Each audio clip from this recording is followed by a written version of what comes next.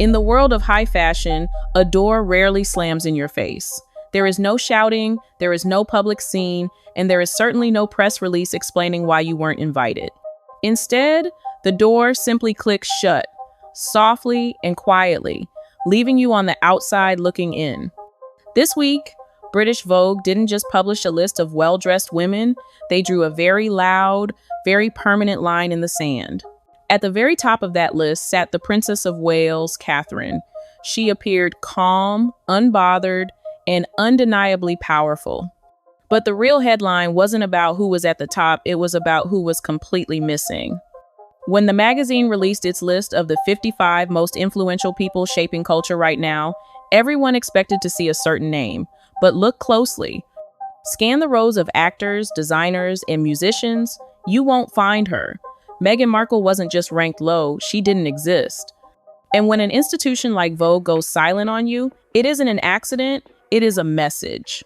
To understand why this matters, you have to understand how Vogue operates. Most people looked at this list and thought it was about dresses, heels, and color palettes. They missed the point entirely.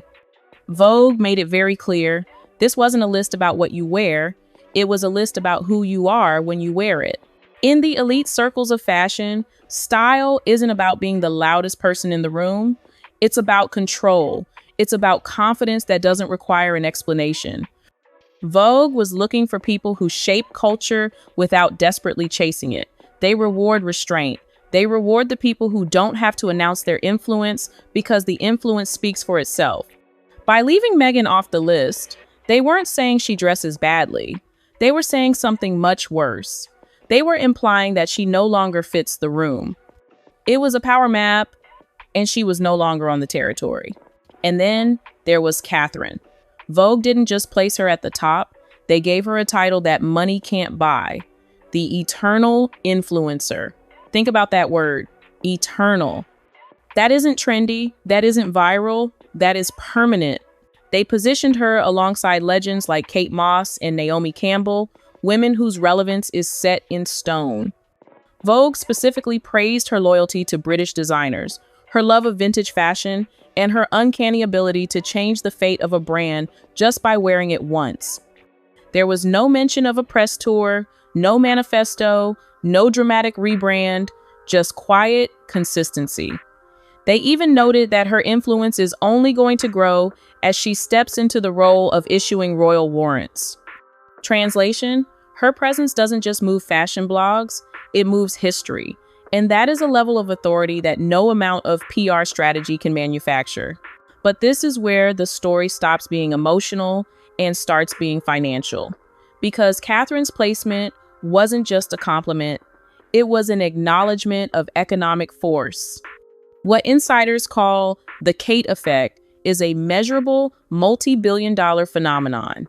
When Catherine wears a dress, it sells out in hours. When she picks a small designer, their entire business model changes overnight. This is market behavior. Vogue speaks this language fluently. They don't crown people because they are liked. They crown people because they move systems. Catherine doesn't chase fashion houses. Fashion houses quietly pray for a nod from her. And what makes her valuable is what she doesn't do. No chaos, no drama, no overexposure. From Vogue's perspective, that isn't just style, that is stability. And in a world of fast trends, stability is the ultimate luxury. Now, let's circle back to that second list. 55 names, each one carefully chosen. You had Amal Clooney, praised for her commitment to a specific look. You had eccentric actors, boundary-pushing musicians, and industry insiders. Everyone had a lane. Everyone had a reason for being there. And yet, Meghan still wasn't. This wasn't a case of Vogue forgetting one of the most famous women in the world. Vogue doesn't forget. This was about exclusion. It was a decision that whatever Meghan represents right now, whether it's the docuseries, the interviews, or the lifestyle brand launches, Vogue no longer considers it cultural authority. In elite circles, lists like this are about definition. They ask, who are you right now? And the answer Vogue gave regarding Meghan was silence. And in this industry, silence is how they tell you that your time at the head table is over. This contrast leads us into a darker reality for Meghan, the luxury freeze. You might remember the headlines from a few months ago. The rumors were everywhere. Meghan was allegedly on the verge of signing a massive, groundbreaking deal with the French fashion house Dior. The gossip columns were buzzing with numbers, predicting a partnership that would rival the biggest celebrity endorsements in history. It was supposed to be her coronation as the queen of fashion. But then, nothing happened. The deal didn't materialize, the press releases were never sent, and Dior, in a rare move, actually released a statement distancing themselves from the rumor. Why? Because high-end luxury brands operate on the same frequency as Vogue. They are terrified of polarization. In the boardroom of a brand like Dior or Chanel, the customer base is global. It spans from the aristocrats of Europe to the new money of Asia and the elites of America. They cannot afford to alienate half of that room. When a public figure becomes too controversial, too entangled in he said, she said drama, they become a financial liability. They call it brand risk. While Catherine is seen as a safe harbor, a figure who guarantees sales without scandal, Meghan is viewed by these houses as a wild card. If they sign her, they inherit her battles. They inherit the online wars, the tabloids, and the divided public opinion. Vogue knows this. They know that the big designers are stepping back, keeping their distance, waiting to see if the storm passes. By excluding her from the list, Vogue wasn't just making an editorial choice. They were reflecting the current anxiety of the entire luxury market. The checkbooks are closing because the risk has become too high. But that wasn't the whole story. Rumors are now circulating from sources close to the situation that explain exactly why the rejection felt so sharp. According to insiders, Meghan didn't just wait to be invited back into Vogue's pages. She reportedly reached out, but what arrived on the editor's desk wasn't a standard pitch. It was allegedly a set of conditions. Sources claim there were requests for a full feature, major placement, and crucially, creative control over the narrative and images. She didn't want a collaboration, she wanted command. And that is where the line was drawn. Vogue works with the most powerful women on earth, but they have one golden rule: the magazine controls the story.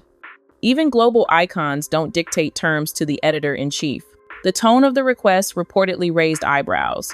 It felt entitled. Vogue isn't in the business of reputation rehabilitation. They don't rescue images, they protect their own. So they did what they always do. They declined, politely, quietly, and firmly. A polite no from Vogue is louder than a scream. It's the sound of access being withdrawn. To understand how stinging this rejection really is, you have to look at the history between Meghan and the man at the top of British Vogue, Edward Enninful. This wasn't always a hostile relationship. In fact, just a few years ago, they were the ultimate power duo. Remember the Forces for Change issue? Meghan was the guest editor. It was historic. Enninful called her a visionary. They were photographed together, laughing, looking like the future of the industry. So, what changed? How do you go from guest editing the September issue to not even making the list of top 55 influencers? The answer lies in the brutal nature of the fashion industry. Allegiances are transactional. Edward Enninful is a genius at reading the wind, and he sensed the wind changing direction. When Meghan was a working royal, she was the most valuable asset in the world. She provided a bridge between the stiff traditions of the palace and the modern, diverse world Enninful represents. But when she declared war on the institution, she put her allies in an impossible position. You cannot be best friends with the palace and the rebel at the same time. Eventually, you have to choose. And Vogue chose. Enninful's recent moves, including attending King Charles's events and praising Catherine's style, signal a return to the establishment. He realized that while Meghan brings headlines, the monarchy brings heritage. And in the world of British Vogue, heritage always wins. The lost ally dynamic is perhaps the most painful part of this story because it's personal. It's not just a magazine moving on, it's a friend realizing that the association is no longer beneficial. There was a time when Meghan's presence felt intriguing. It was new, it was fresh, and it was slightly untouchable. But mystique is a fragile thing. Once it's gone, you can't just buy it back. In the world of high fashion, overexposure isn't visibility, it's erosion. The more the public hears the same themes, the same grievances, and the same carefully managed messaging, the less powerful the image becomes. Vogue thrives on distance. They love the unanswered question. They love letting an image breathe. But somewhere along the way, Meghan's story stopped breathing. Every appearance felt strategic. Every smile felt rehearsed. It felt like she was trying to say something instead of just being something. Fashion doesn't reward effort you can see. It rewards the effort you never notice. And when mystery turns into predictability, even the friends you thought you had in high places begin to step back. This brings us to the harsh reality of life outside the palace. Stepping away from the royal family was supposed to be about freedom and opportunity, but it revealed a brutal truth. A massive amount of Meghan's influence was built into the institution itself. Outside the walls, the safety net disappeared. Media deals that promised a reset delivered mixed results. Relationships cooled, invitations slowed. The truth is uncomfortable but simple. The authority she once carried flowed through her proximity to the crown. Without it, every move requires more effort for less return. This is the difference between attention and favor. Attention is loud. It trends on Twitter and then vanishes. Favor is quiet. It decides outcomes, it opens doors, and it secures legacies. Institutions like Vogue don't chase attention, they protect favor. That is why they aligned with Catherine. She represents the system that wins in the long run. Meghan's struggle isn't about talent, it's about positioning. And right now, she is out of position. Some of you might be asking, but doesn't she have the biggest agents in the world? And you would be right. Meghan recently signed with WME, the powerhouse talent agency led by Ari Emanuel. These are the people who make movie stars, who negotiate billion-dollar deals, who can get anyone on the phone within 30 seconds. Logic dictates that with that kind of muscle behind her, she should be on every cover in the world. WME should be able to force these doors open. But here is the paradox, and it's a lesson that Hollywood agents often fail to understand about British high society. You can buy PR, but you cannot buy prestige. In Hollywood, if you have a powerful agent, you get the part. You get the magazine cover because it's a transaction. But British Vogue and the royal circles it overlaps with operate on a different currency. They operate on social standing, on tradition, and on favor. An agent can call the editor of Vogue and demand a feature, but they cannot force the editor to respect the subject. In fact, sources suggest that the heavy-handed Hollywood tactics, the demands for control, the aggressive pitching, are actually backfiring in London. The British elite culture hates nothing more than someone appearing thirsty or overly managed. By bringing in the big American guns to try and conquer the British fashion scene, Meghan may have inadvertently confirmed exactly what her critics say, that she has become a celebrity, not a royal. And in the eyes of Vogue, a celebrity is just someone who sells magazines for a month. A royal is someone who defines the decade. The agency can get her a table at a restaurant, but they can't force the industry to sit with her. In the end, this list wasn't really about who dressed better. It was a story about two paths leading to two very different outcomes. One woman learned to wait, to listen, and to let the institution speak for her. She didn't rush to be relevant. She became inevitable. The other pushed forward, demanding space and control, only to learn that power doesn't respond well to pressure. Vogue didn't choose sides with a headline. They didn't need to. They crowned one woman and quietly passed on the other. And that decision says more than any interview ever could. Because influence doesn't vanish overnight, it shifts. It settles where it feels most comfortable. And right now, it is very clear where influence lives and where it has left the building. This isn't just a list. It's a lesson.